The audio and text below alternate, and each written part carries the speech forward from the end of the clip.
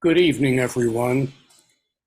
Welcome to Café Muse. Thank you to Henry Crawford for your beautiful photo slideshow, and to Michael Davis for sharing your classical guitar with us. I'm Luther Jett, and I'll be co-hosting this evening along with Majda Gama. Tonight's featured readers are Suzanne Frischkorn and Ahi Lee. We have left enough time in our 1 hour program for a brief Q&A after their readings, and that will be led by our founder, Karen Alenier. First, just a few housekeeping items. During the reading, you can use the chat feature to comment or ask questions for the poets to answer during the Q&A. We're not always able to get to all of the questions, unfortunately. We have muted your microphones so that the inevitable sounds of a dog barking, a baby laughing, or a doorbell won't interrupt the programming. Bear with us if we encounter a technical glitch, just as I did just a few minutes ago, and we will be right back. If you have difficulty hearing the poets, you can use Zoom's closed caption feature.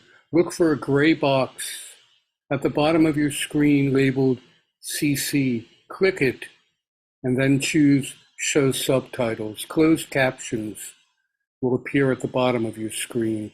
We encourage you to buy our poets' books, and we will put links in the chat that will send you to a site where you can do just that. Café Muse is a nonprofit organization with an all-volunteer team.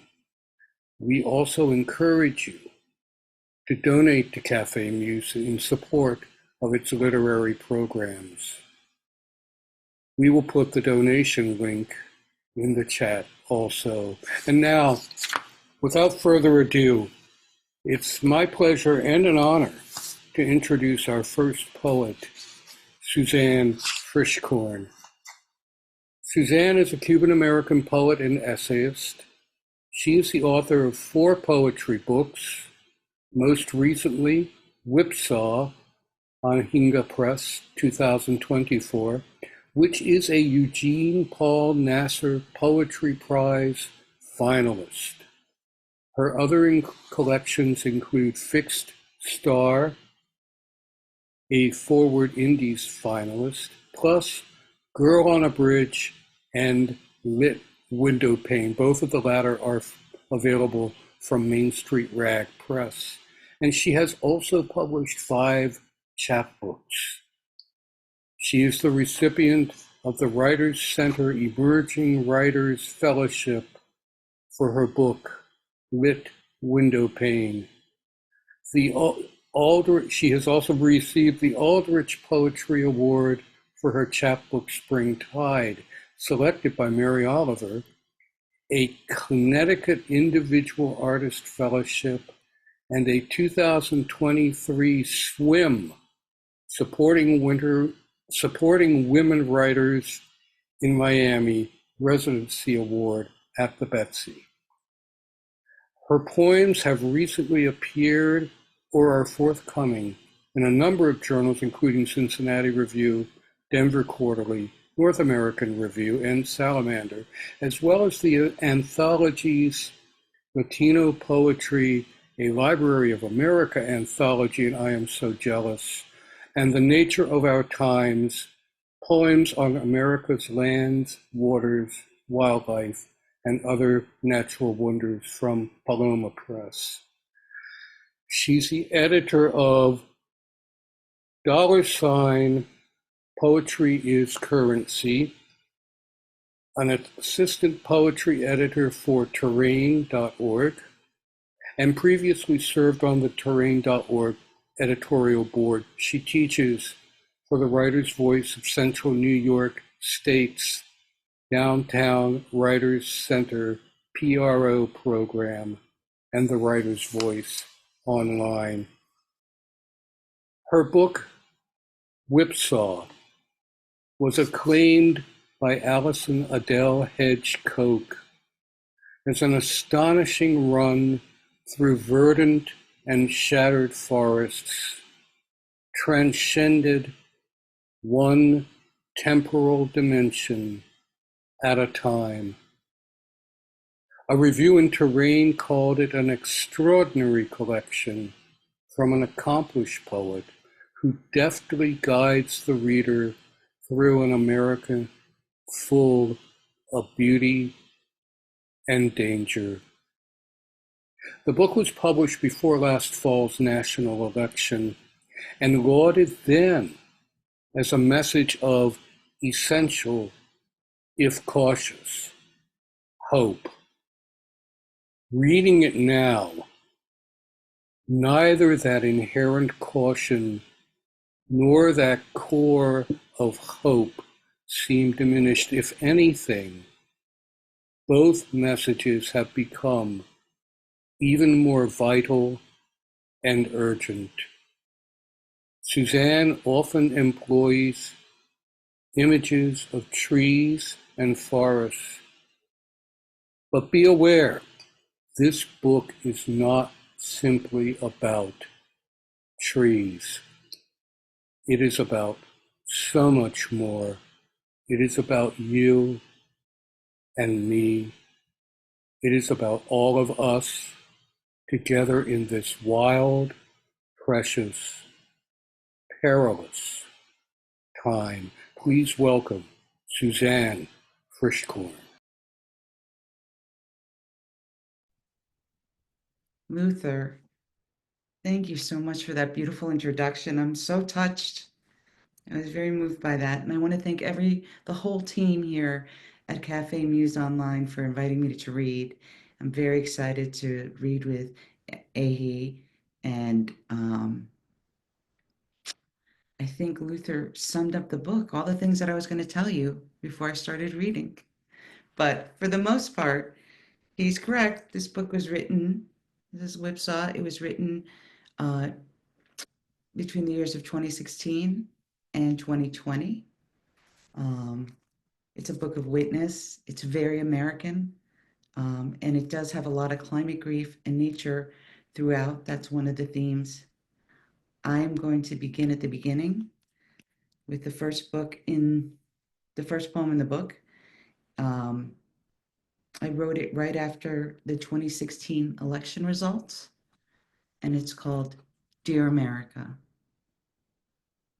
Dear America, it's time to teach my daughter how to shoot an arrow, how to use a knife, how to hit the center of a target. It's bloody work, but she should know. It's time to teach her how to win a debate while applying lipstick without a mirror, and how to hold her keys between her fingers in a parking lot. It's time for her to hit the weight room, join the cross country team, cast a spell literally and figuratively. And it's time for her to develop telekinesis and clairvoyance. It's time she knows to never leave her drink unattended, never drink on an empty stomach, never drink before her period. And maybe what I mean to say is never drink alcohol, period. It's time to learn that one day she might switch grocery stores because a guy on staff there gives her the creeps. And even if it's less convenient to travel across town, it's always best to trust her intuition. It's time to teach her that when a grown man stares at her new breasts, she is not the one who should feel ashamed. America, she's her mother's daughter. She's got this.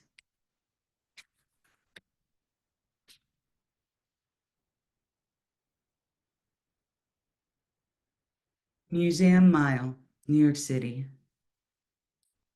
All the women wear summer dresses and men play ping pong in Bryant Park. Sun and sky in harmony. We stroll and forget it's all dire. It's the day the sex trafficker pedophile is found dead in his cell. Perhaps that's why the city has all its outdoor umbrellas up and everyone dines outside. Beauty so bright I wear sunglasses. I wrap my denim jacket around my waist and leave my own prison. No service.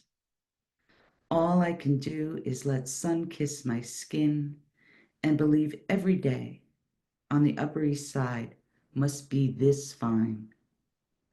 Later, when I see a dog sitting across his owner on the train, I smile because who wouldn't?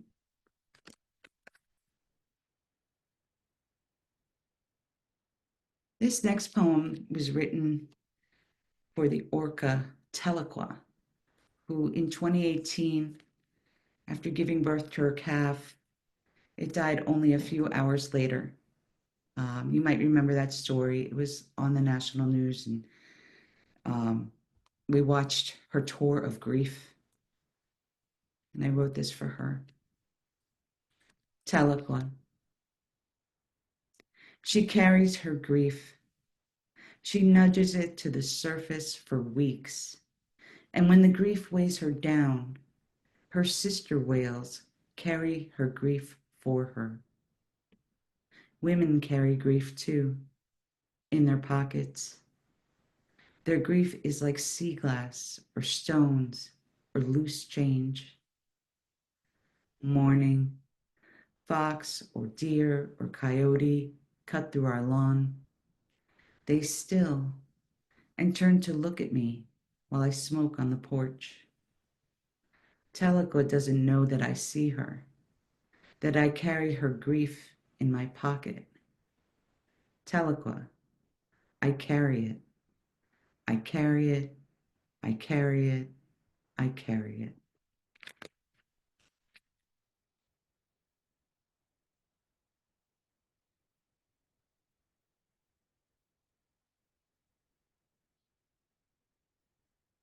The next poem I'm going to read for you is called Cops, but it's cops as in a stand of trees.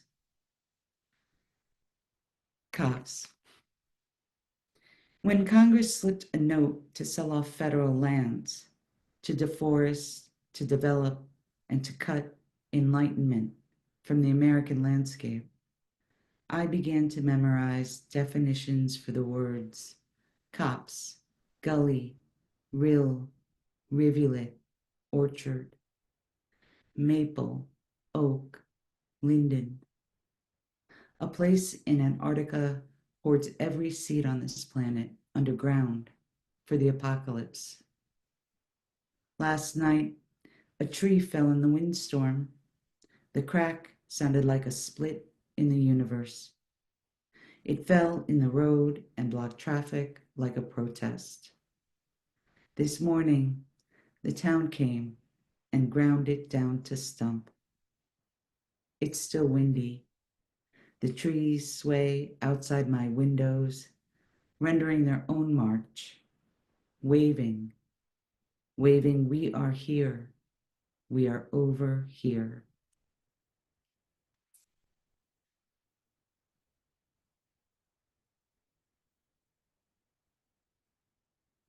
Year 3 of the colossal fraud.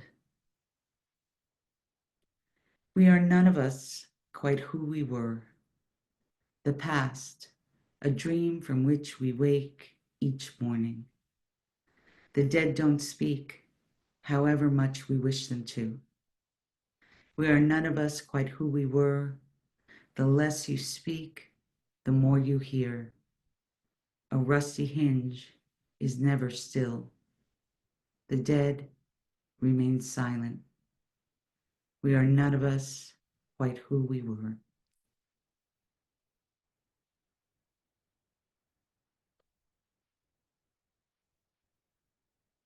Upwind. In the boat and in the dress, in an arch and in a knot, this trail knits nowhere. My rings bathe in dishwater, a bait switch for a blue jewel. Bats mend a gap in the tree silhouette. Katydids root together with their hum. Chimney swifts flock to evening, leaving a dark veil above the fence, and scatter. They sail and steer into the fields. They bolt without buzz. The fish stores its song in the river.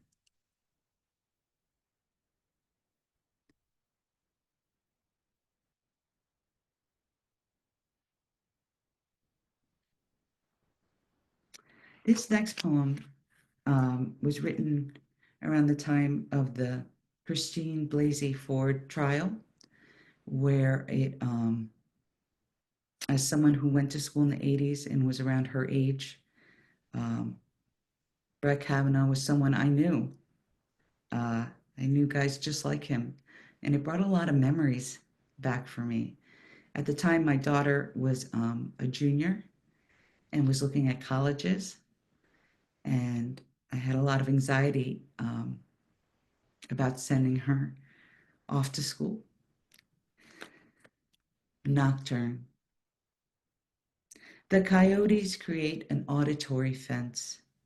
Two rowdy boys sound like a pack, and some beings are happy tonight. What scent do they catch? Their howls echo. Echo yowls. This is their territory. It must have some view, not like the view of the old cape on the cliff, its shingles weathered driftwood gray. That view, a stream of exhaust, trucks, cars. On a clear day, you can gaze at the strip mall. The view here tonight is the glow of my cigarette, like the most boring firefly, moving up and down, never zip, no zag. The coyotes swallow the sounds of the forest, overtake it like frat boys pick off freshman girls. Once a star of her class, now a chime in the distance.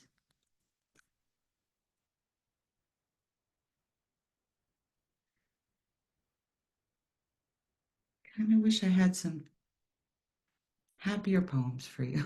It was a difficult time. the, um, this next poem was written in response to a painting I came across at the Whitney Museum in New York City. Um, it was so arresting. I could not stop thinking about it. And so I finally wrote this poem about it. It's called Winterfields, 1942, Andrew Wyeth. To view winter fields is to feel your face pressed to the ground, the grass lace-like, the black crow, the distant trees and structures on the horizon focus to distort, and the choke cherries glow, beacon clues brighter for a background of blue-black feathers. The worm's eye view. Some say the crow is frozen, rigor mortis set on dead landscape. I swear it's poisoned. Wyeth's light makes choke cherries look at least half ripe. Even a clever crow, a very hungry, clever crow, would be duped. The crow, at best, is resting, if crows rest in line with horizon, his claws crossed. I know this call of winter, how the body longs to lie down.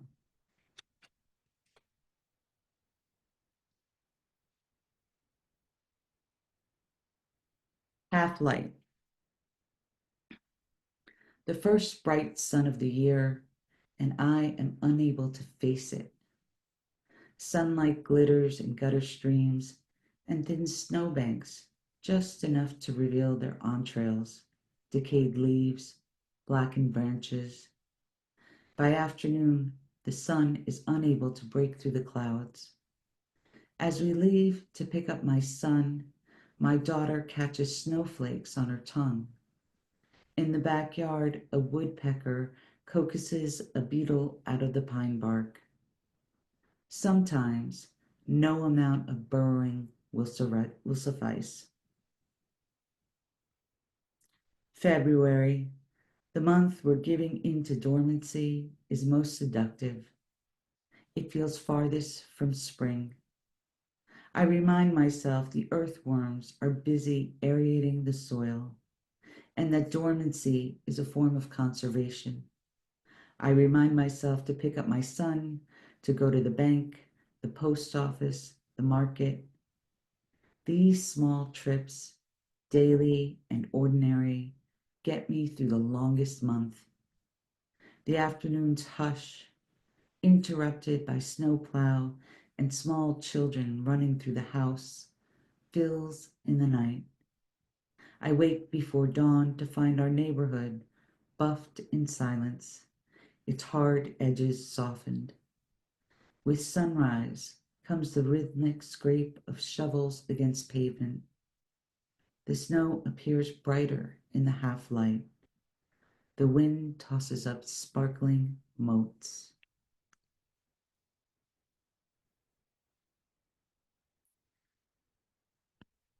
This next poem I wrote during that spring when we were in shutdown. And we were all kind of wondering what everybody else was doing. What's our neighbor doing over there, right? So it's called To Breathe It Would Choke You. The fire outside my window burns all afternoon. Thick white smoke curls up through the trees. What is our neighbor burning? My body is heavy now. The hard won posture slumps in a chair. On the desk, a lamp, brushed nickel with parallel coil springs. The black cord trails behind. Its spotlight shines away from me. Outside my window, the forest understory, a new green. This week, tree buds unfurl, and today, fire blazes. Flames 6 feet high, fed by what? Now visible only through a gap of a fallen tree at rest and the stone wall. The smoke curls and curls. To breathe it would choke you. My daughter is singing in her room, the last bird call of the evening. That's the boat letter.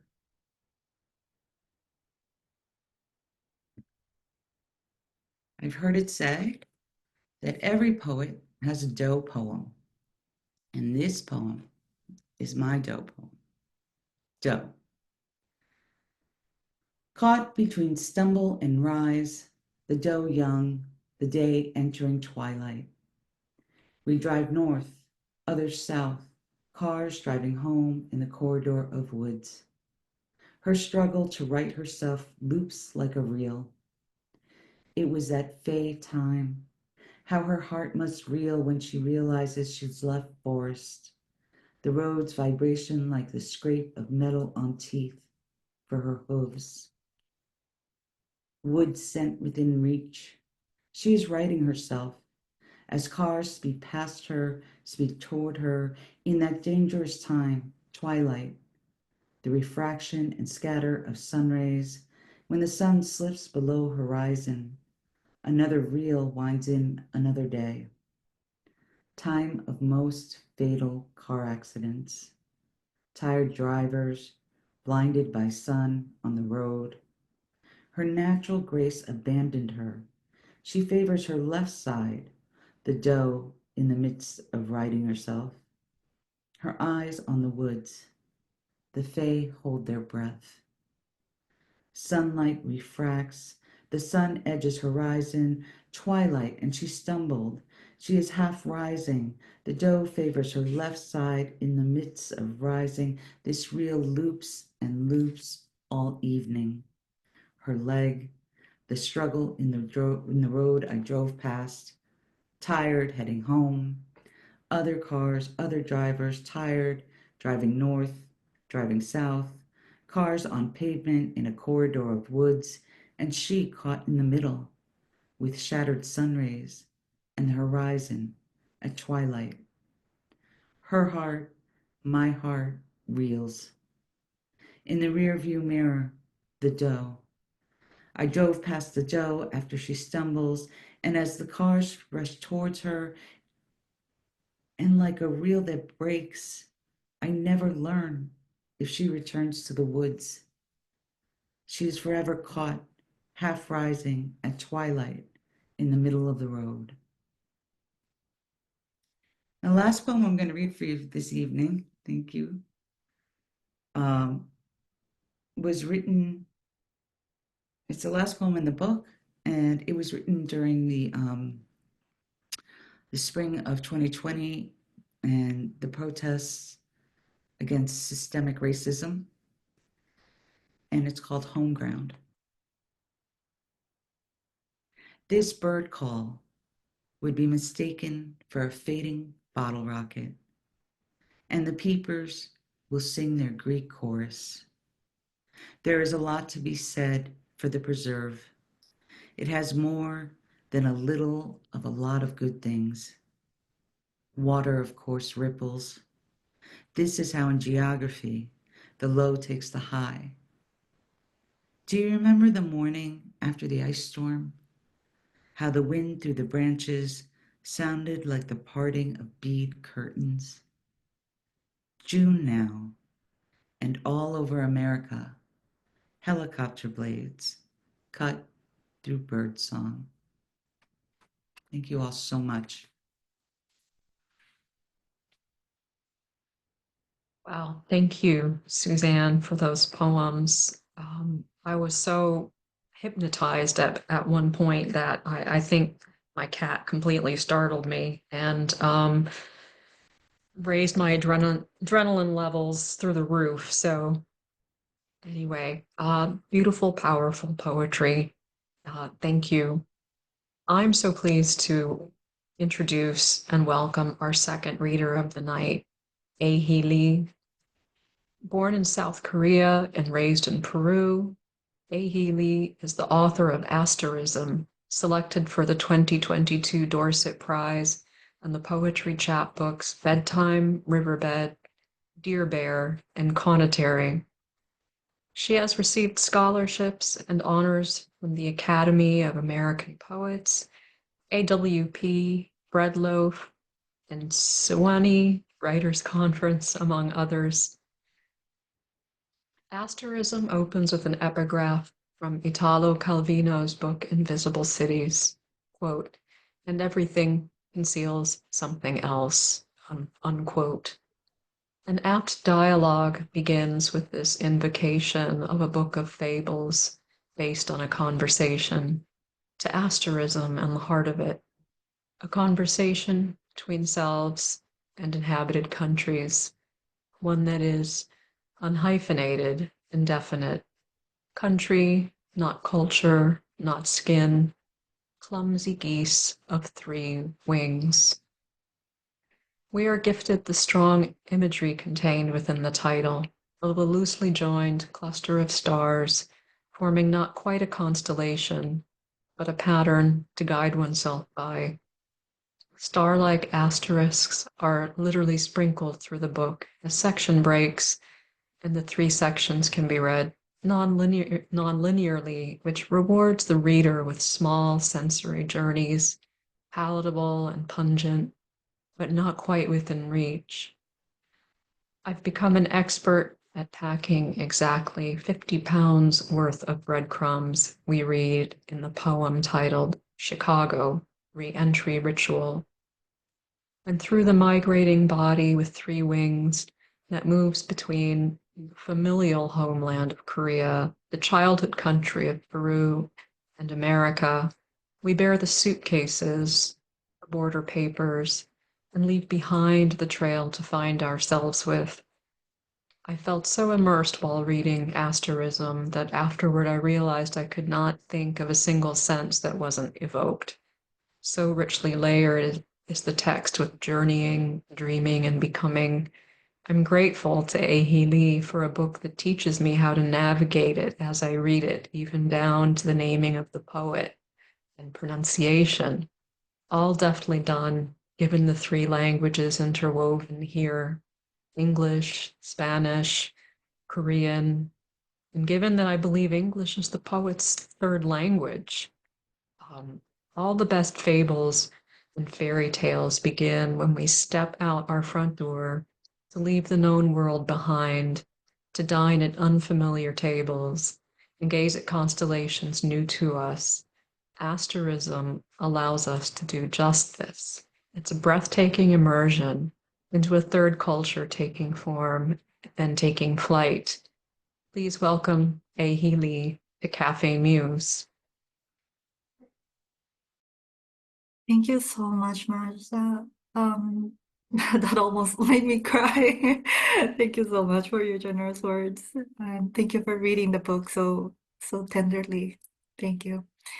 I'm also so honored to be reading after Suzanne. Your work was mind-blowing. Thank you. And one more thank you for all of you for just being here and listening. I'll be reading from Asterism, my debut full-length collection. It looks like this.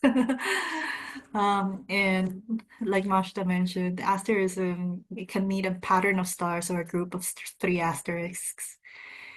And one of the things I love about poetry is how it reminds me to slow down. So I just want to pause for a second and take a deep breath. And I also want to invite you to take that deep breath with me.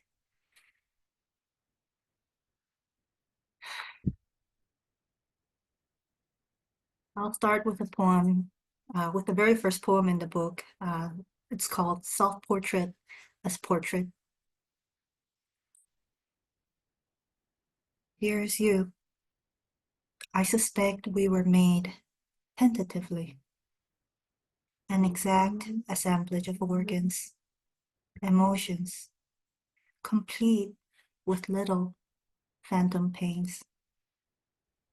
When your Korean was young, you asked your father not to call you an ingan, human, because you didn't know what the word meant. But now, every day we meet at the edge of every edge, our ankles frail for touching. Together we are unhyphenated, indefinite, country, not culture, not skin, clumsy geese of three wings, one for ourselves, one for the world, one for strangeness. Surely some will continue to call us inconvenient. We won't forget all beautiful things are.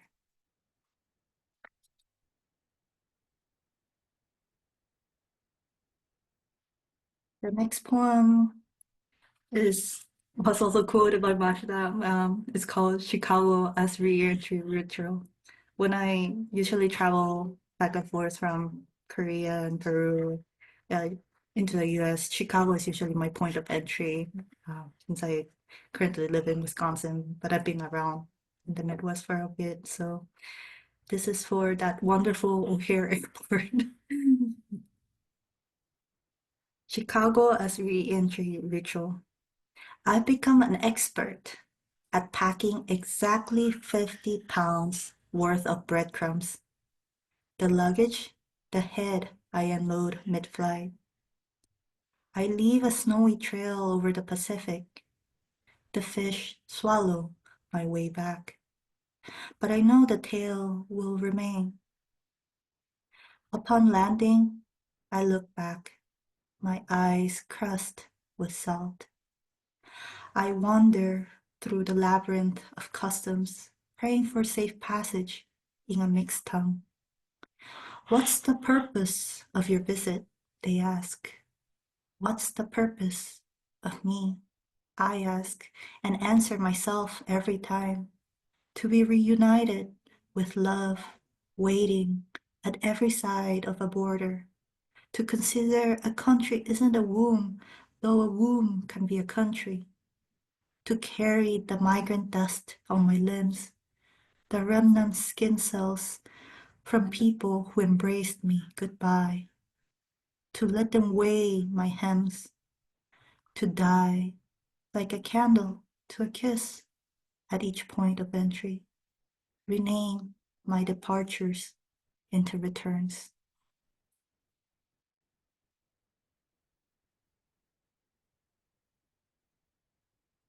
Upon practicing a second language, and I consider Spanish and Korean my first language just because like those were the ones that I learned almost simultaneously first, and English my second language. So this is a poem for English. Upon practicing a second language, I understood speech as a manner of wind. Voice could be voiceless, place nestled inside palate, the dark side of teeth or throats deep. When I couldn't parse ooh from root and foot, ears and letters showed themselves dragonflies, lured young by the smell of sap, hardened within splintering amber. In the end, I chose to laugh when I repeated dessert, desert, dessert, driven mad with intention, until I found out what word I truly craved. Like this, I dropped my words into wishing wells, not believing it a waste. Some days I noticed that to delight in the whimsy of meaning could also be a sign I was lonely, wanting to be, wanting to long, but I was happy too. I could savor the second a violet turned violent in my radiant mouth.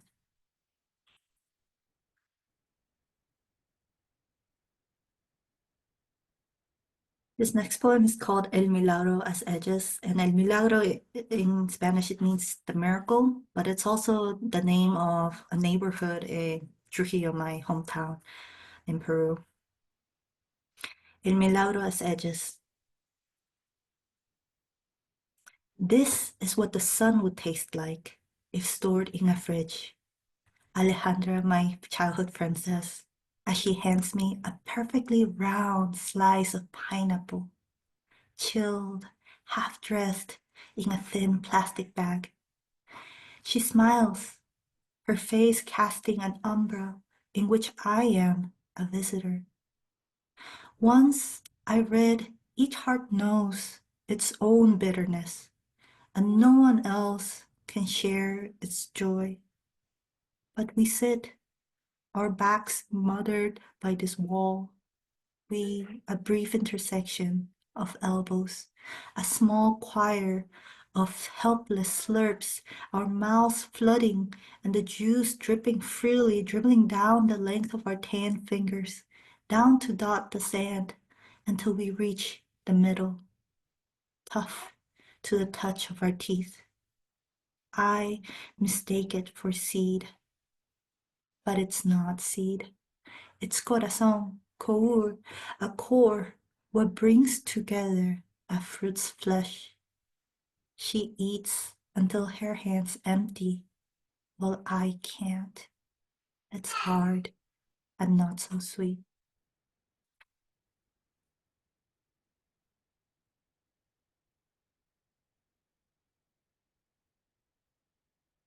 Home remedies. For bee stings, my parents would rub a spoonful of doenjang on my skin until it scabbed. For burns, they wrung the aloe vera in our backyard for its tears. For scraped knees, a song. Sana, sana, colita de rana. Si no sanas hoy, sanarás mañana. Promised me all tadpole tails grew back eventually. For homesickness, I crooned the same song. It didn't work. I found out then the ability to heal diminishes with age. But it mattered little. I sang. I sang anyway.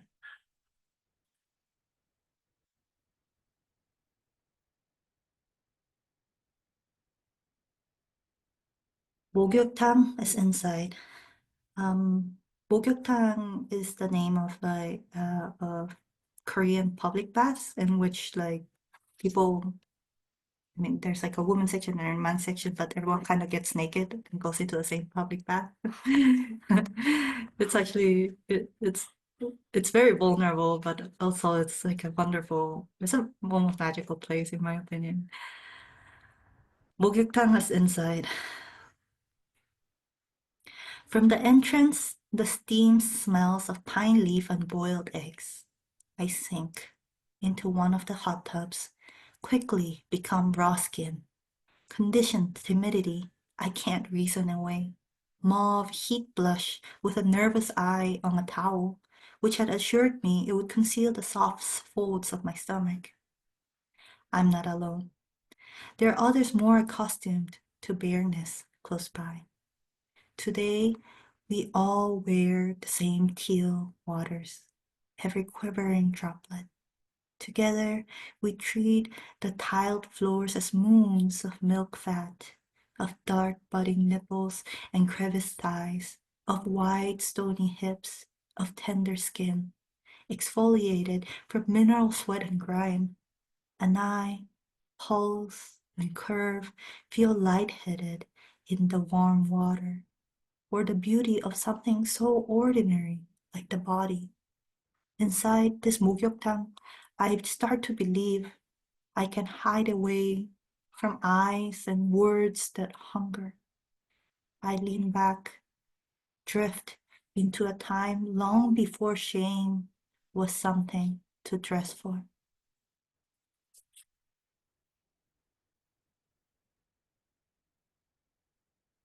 Would I rather soften the way a cup of black tea is easily changed by milk or light, the way soybeans are left to soak until they bloat, blended until they're broken down into paste and pressed into a brittle clump of tofu.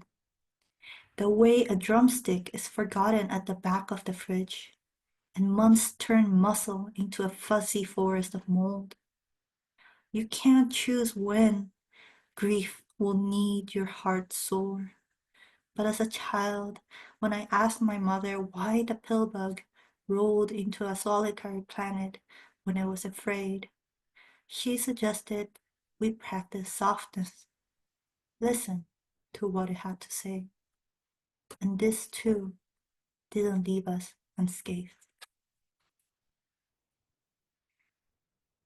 And I'll be reading one more poem, and this poem is for the times. It's called Green Card as Evidence of Adequate Means of Financial Support. And that's one of the documents you have to fill out when applying for a green card. I needed money. There's no poetic way to say this. Even so, when you touched my face, brought my cheeks to the nook of your neck, I burrowed into it, a firefly seeking shelter from winter, far underground. Then you told me there's no application form that can hold the entirety of a life, because our days constantly spill like wine. Imagine that, you said, apricot tones all over the page. You told me about ferns bejeweled with jade dew, their coiled fiddleheads full of unfulfilled, twirling futures. And I forgot about my fixation with earning people's respect, among other things for which I'd been told it was proper to plead until granted. You told me if immigrants could enrich a country, you didn't want to know our melting point and whether we would shine brighter than gold. You told me how I could stop confusing belonging with belongings, good with goods, by sharing the way our hearts continue to beat, resilient, even without an assurance of worth. You told me there can be solace in a dead end, in knowing the sea still collapses, still runs and soars carrying its broken shells somewhere out there. Then you buried a kiss in the dark earth of my hair. I believed it all. What else could I do? Thank you. Oh my goodness. Hey, thank you for those poems. It really was just so spectacular after spending a week that I had COVID for the first time, just going through your poems. They became like a fever dream to me while I had a fever, and hearing you read them was just utterly delightful. Especially thank you for reading the last poem that you read. These are both the readers just read the most topical poems, and I wish we were in different times, but um, we do have time for a brief Q&A at the moment. So before I wrap up, I'm going to turn the mic over to our founder, Karen Alanier. Thank you, Majda. And thank you, Ahi and Suzanne, for such a very moving selection of works, and to our audience for coming tonight. Both of you expressed many aspects of vulnerability, and I was wondering if you could talk about some other authors that have touched you and influenced how you handle vulnerability. So it's a different way of asking who has influenced you, but I think that vulnerability is probably key to your work, both of your work. So how about if we start with Suzanne and then go to Ahi?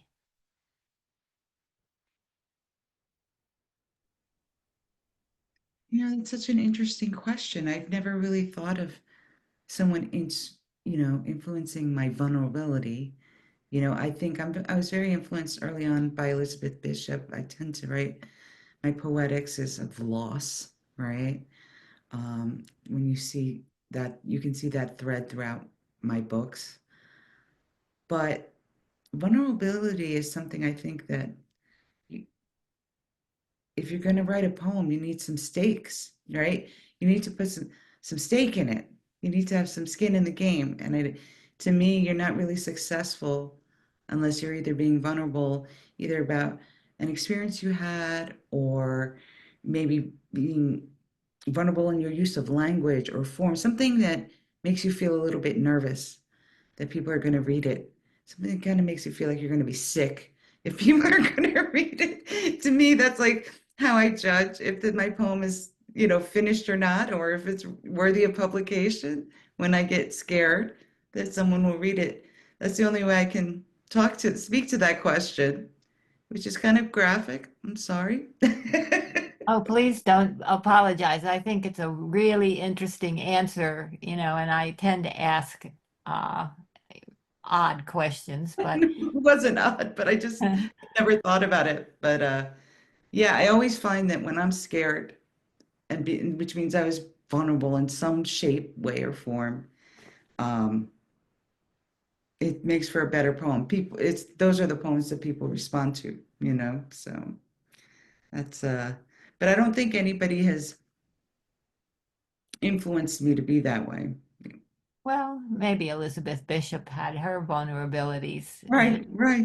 that's an undercurrent in her work as well. Definitely. I think one art was very vulnerable, right? Hmm. Yeah. Well, thank you, Suzanne. Ahi, could you please talk to that Yeah. question?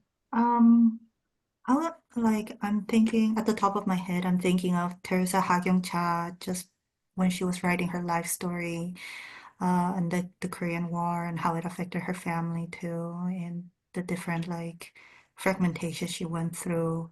But I'm also thinking of like Lee Young Lee and just like the tenderness in his voice when he's writing. And I, I always thought the word tender was interesting because tenderness means like something, well, we have been using it as something positive, but it also like medically, tenderness means something that hurts, right? And I kind of think of vulnerability through through that word. I feel like when I write something that feels vulnerable, it's so soft, it hurts. Um, and so, yeah, I think I've kind of made that association. And I know when I'm writing or reading something out loud and I feel something in my heart that kind of like squeezes and hurts, then I know I've become vulnerable. And likewise, when I read something that makes my heart squeeze, I know that I've connected with that writer's vulnerability as well. Okay, that's an interesting answer again. I want to suggest if you each have a short poem, I want to invite you each to give one final poem. So let's go with Ahi first and then with Suzanne last. Sorry, give me 1 minute. Just find one that would feel right for there.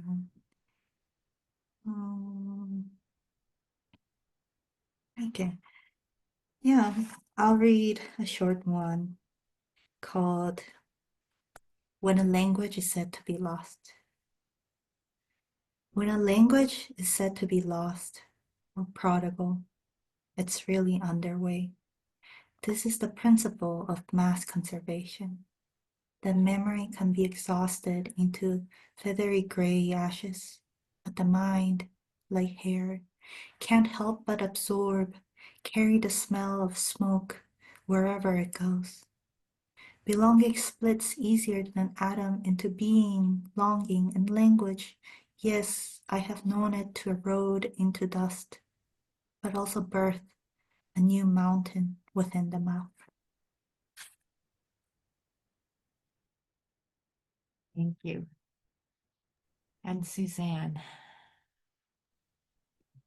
I'm going to read. I have a high bun in this book. It's called Paul, Pall, Oh, to mood. Paul. Fog layers landscape like tracing paper. This thaw is loud and persistent. The drum of its melt hollows the snow. New England winters linger too long. A rafter of wild turkeys in the woods yelp, cackle, purr. The clatter mutes the songbirds. Forsythia canes hint mason jar flowers, and the cardinals stay in. Another missed opportunity. Let me protect you. Stand still as I wrap you in string lights. Winter, pencil sketch veil in snow. thank you very much. Majda, back to you. I can't believe we have to wrap this night up. I'm so grateful to Suzanne and Ahi for beaming in from wherever you are in this thundery night in the DC area for me. Thank you to my co-host, Luther Jett, Karen Alanier, our founder, Henry Crawford, for your technical ability, your wizardry, Michael Davis for the music. Mostly, I thank you to you, our audience. Again, the poets for their truly vital and necessary poetry in this time. I'll just say, please join us online on Monday, June 2nd, 7:15 p.m. Eastern for the next Café Muse, when we will feature the poet Michelle Garcia King alongside the winners of our Wordsworth's Jacqueline Potter Young Poets Prize. That really is a special night. So please join us. In the meantime, be safe, read good poetry, and have a good night.